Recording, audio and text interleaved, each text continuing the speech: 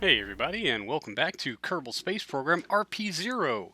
This is our Twitch recap episode from actually a couple of weeks back, where after the retirement of many of our older Kerbals, we decided before progressing on with some of our newer missions, we are going to have to go ahead and hire in a couple of new recruits. So for some of that at least, I'll turn you over to Old Me.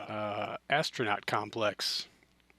Because, yeah, we just retired a bunch, and when the next crew gets back from Mars, they're all going to retire also. Oh, Wookie. Wookie, Wookie, Wookie. Press F for Wookie's mouth. Ed9, how's it going? Ed9, dude, I'm glad you made it. It's so awesome when you pop up in chat. And I have to say, I absolutely loved the last episode on your series. No audio, but you'll be in chat. Okay.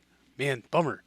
I guess N9's not going to hear me say all these things. His last episode was amazing, and I'm pretty sure everybody here is already subscribed to N9 on YouTube, but if you're not, absolutely go check out his channel. His RP1 series is probably one of the best things on YouTube, period.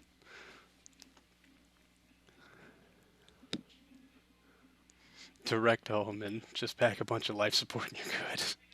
All of it. All of it. All right. What do we need to hire? Scientist, engineer, 2, 3 scientists, 1 pilot, 2 pilots, 3 engineers. So we definitely need a pilot. Ooh, Yuri Fukin. Oh, we're hiring Captain Fukin. Fukin? I need SimG in here to tell me how badly I'm pronouncing this.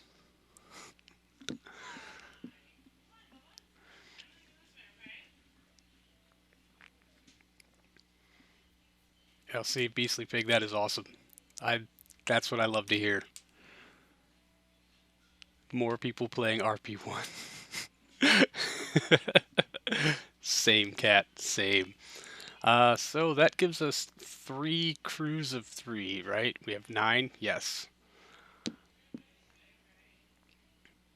Assigned 12? Oh yeah, Hotel Cosmos crew. Forgot about them. So maybe we should hire another batch of 3, another pilot. And this is our only engineer to choose from, so we get to be picky on the scientist. Who has the most... Oh god.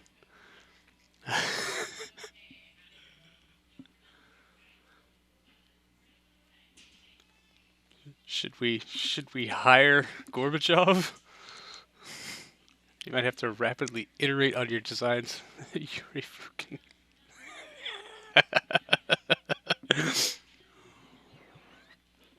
This is gonna get way out of hand way quickly. Scorpio, how's it going? I think we'll hire Dmitry Gorbachev. Because there's going to be so many jokes around that. It is 1994, so he might be officially out of a job. Bring on Glasnost.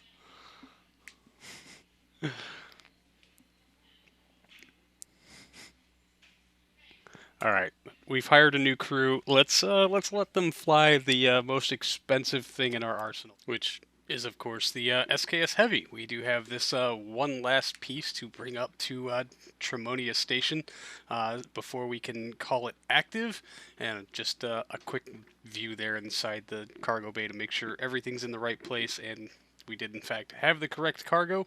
So with our entirely rookie crew of Yuri Fukin, Dmitry Gorbachev, and name I'm in no way even going to attempt to pronounce, we will start to make our trek to orbit. A little bit of wiggles. This is entirely normal and actually makes these flights very interesting for me as the person playing KSP, although it looks really disconcerting here in sped up footage. I understand all the concern around it now, but we're going to go ahead and start leaning in. This is the lightest piece of, well, no, the solar array was probably the lightest piece. This is mostly empty space with some docking ports. This is like I said, just our docking hub adapter. So it doesn't have a whole lot to it other than connection points. And of course, the transfer stage that will be responsible for getting it out to the moon, doing its lunar insertion, and performing rendezvous and docking. Booster set, those are down, clear, and away, and we are on just our 3 main engines, the RS-25 DEs, that will be responsible for getting us the rest of the way to orbit, provided, of course, I don't really screw up the flight plan. It probably needed to be a whole lot lower than, or angled a whole lot more downly than I am now. We'll just phrase it in the silliest, stupidest way possible, because, hey, why not? A little bit of wiggles. I think I was completely ignoring relative inclination for a little bit too long, so we'll try to dial some of that back in and see if we can't bring that number down to something respectable. About 0.33 sets us on a pretty good angle to make decent insertion with the moon. And we'll go ahead and complete our belly roll because our relative inclination was a bit too much anyway, and we're approaching our apogee way too quickly for as slow as we're moving currently, and I'd rather not attempt to do a TAL today, so we'll just go ahead and tail stand this thing up to about 40 degrees, push our apogee way up. I mean, right around the range where Kawaii Potato Station is normally very perfectly acceptable, so it's not like it's a huge ordeal. We'll certainly make it to orbit on the fuel that we have, even flying so incredibly off-axis as we are, because we're just so incredibly light, which is awesome that this thing has the horsepower and the range, the longevity, I should say, to compensate for my incredibly bad piloting. So with our time to apogee starting to creep away from us, we'll go ahead and bring that nose back down and keep in mind our relative inclination only at about 0.27, so we are actually looking pretty good on that front. So we'll angle kind of the rest of the way in. The engines are angled at about 10 degrees, so if we are firing 10 degrees above horizon, we're actually putting our moment of thrust directly across the horizon. And as we start to approach our apogee and this final little bits of our orbital insertion burn, we'll angle ourselves down, separate off the EFT a little before we actually circularize, and just do a quick touch up on our OMS engines. And with the cargo bay open, we'll go ahead and pop out the solar panels so that we can start to generate some science. Check the terms of our contract to make sure that we are within them. And then start to get our docking adapter hub, I think lovingly called the drill bit at this point, for its resemblance to a honing bit. And we'll go ahead and get this out of the cargo bay, unlock the fuel tanks for it, and then nudge it free, making sure that we have comms and other things. Now, there is this discrepancy here on the thrusters due to some shoddy construction, probably from it being rushed at some point, and nobody bothered to go back and take a look at these trusses and figure out that they were, well, wrong. Wrong is the only word for it. But as off balance as this thing is, I don't think the thrusters being a couple of degrees off from each other, they're on axis as far as angle is concerned. They're just shifted a little bit to the side. But with all 4 of them like that, I'm hoping that we'll be able to compensate pretty easily. And now in other interesting things that are happening, KSP just thinks that this is a legit rendezvous, but anything that brings us closer to the surface of the moon is not. So we're going to go ahead and go forward with the burn anyway, full well knowing that once Newton takes over, we will absolutely fall in and hit that gravity well and make a solid rendezvous with the moon without too much issue. So we'll time warp away, bid farewell to the little SKS and her crew, and then say hi again as it makes a closer approach. Orbital mechanics is fascinating.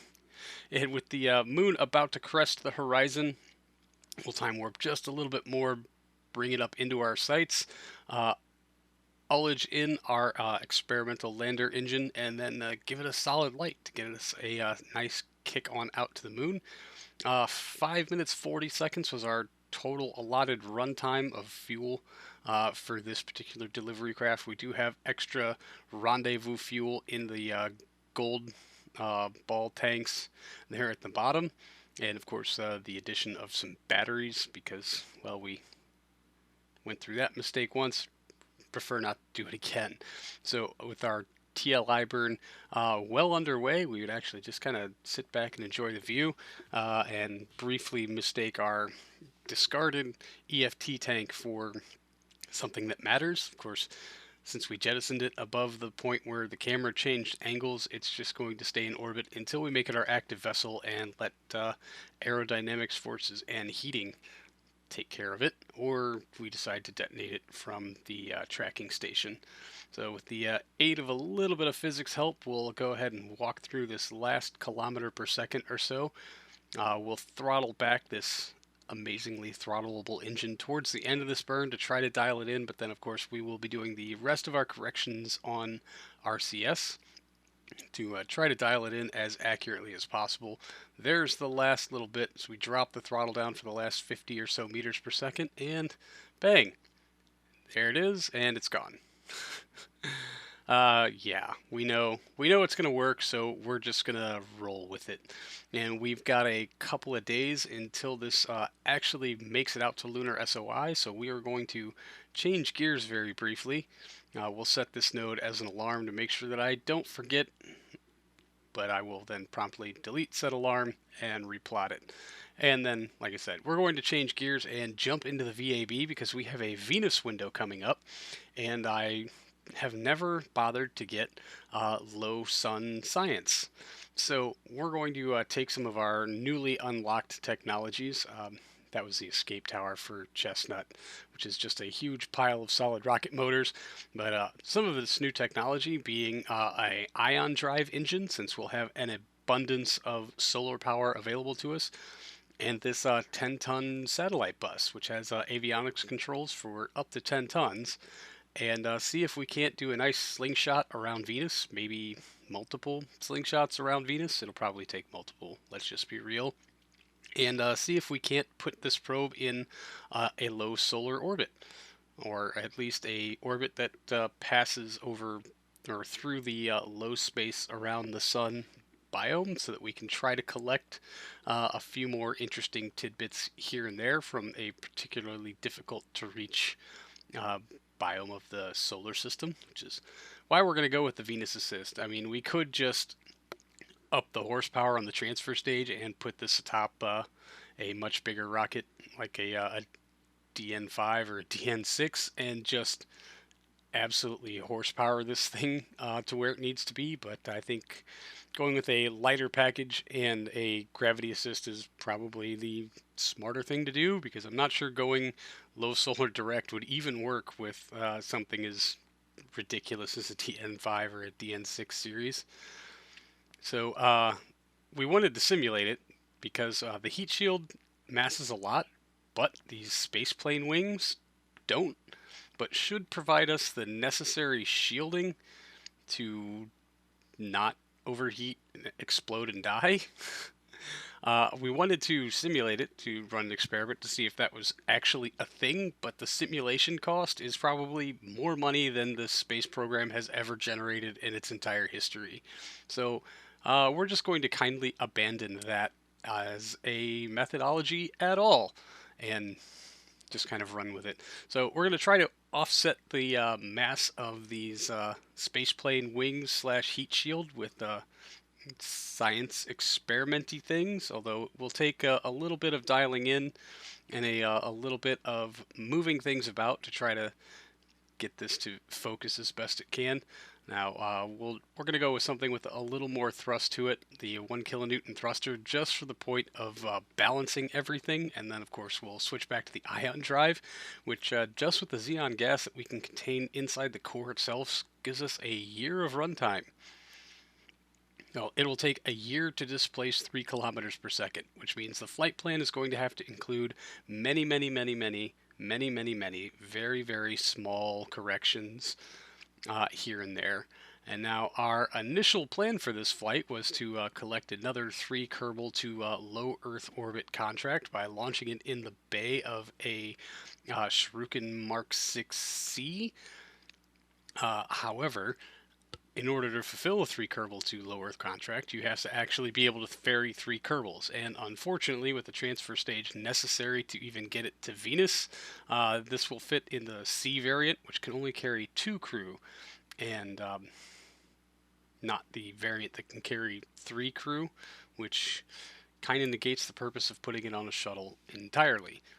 We could launch it in SKS, but it is entirely too light. This thing masses, I think, almost less than 6 tons, fully fueled, ready to go with our RL-10 transfer stage.